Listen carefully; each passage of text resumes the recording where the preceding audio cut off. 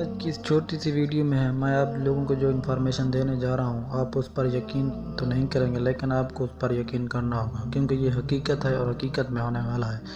اس کو حقیقت ہونے میں صرف اور صرف 3 یا 4 دن یعنی 1 دسمبر تک کی ڈیٹ ہے۔ اگر آپ اس کے بارے میں جاننا چاہتے ہیں تو ہماری یہ ویڈیو آخر تک ضرور دیکھنا۔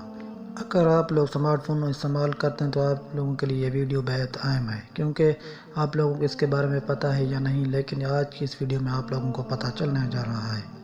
جذبی ٹی وی کی ویڈیو میں ایک بار پھر سے خوش آمدید۔ آپ لوگ گوگل پلے اسٹور ایپ کے بارے میں تو جانتے ہوں گے، جس پر مختلف ایپ کو ڈاؤن لوڈ کیا جاتا تھا اور ہم ان میں فری میں ایپ ڈاؤن لوڈ کرتے، صرف MB ہماری خرچ ہوتی تھی، نہ کہ ہمیں ان پر پیسہ دینا ہوتا تھا۔ لیکن 1 دسمبر کے بعد ان ایپ کو ڈاؤن لوڈ کرنے کے لیے آپ لوگوں کو پیسے ادا کرنے ہوں گے، وہ بھی نقد۔ آپ لوگوں کو میری بات پر یقین تو نہیں آ رہا ہوگا، لیکن ہم آپ کو تفصیل سے اس کے بارے میں بتاتے ہیں۔ پاکستان میں 1 دسمبر سے گوگل پلے اسٹور ناقابل استعمال ہو جائے گا۔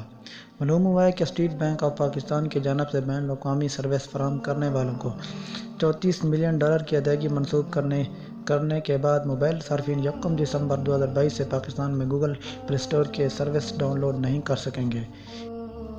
SBP نے ڈائریکٹ کیریئر بلنگ کے طریقہ کار کو تبدیل کیا تو موبائل کمپنیوں کے ذریعے گوگل، ایمیزون اور میٹا وغیرہ سمیت بین الاقوامی سروس فراہم کرنے والوں کو سالانہ بنیادوں پر $34 ملین کی ادائیگی رک گئی۔ پاکستانی صارفین اب صرف کریڈٹ کارڈ یا ڈیبٹ کارڈ کے ذریعے ادائیگی کرنے کے لیے گوگل اور دیگر بین الاقوامی ایپس کو ڈاؤن لوڈ کرنے پر مجبور ہوں گے۔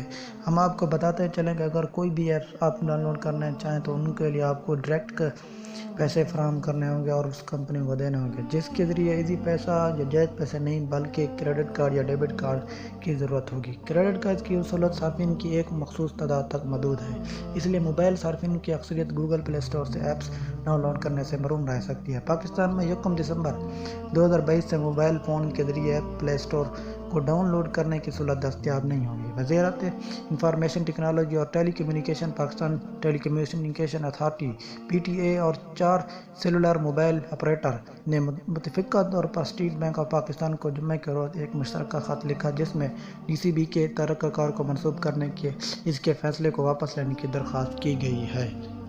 آپ لوگوں سے درخواست ہے کہ اس کے لیے دعا کریں کہ یہ فیصلہ تبدیل ہوگا، ورنہ اگر تبدیل نہیں ہوگا تو بہت سے لوگ ایپس کے بارے میں نہیں جان سکیں گے جو پلے اسٹور پر نہیں آتے ہیں، یا کوئی بھی، جیسا کہ آپ جانتے ہیں کہ کریڈٹ اور ڈیبٹ کارڈ چند لوگوں کے پاس ہے، اس لیے کوئی بھی جلدی سے ایپ ڈاؤن لوڈ نہیں کر سکتا اور بہت سے لوگ ایپ ڈاؤن لوڈ کرنے سے محروم رہ سکتے ہیں۔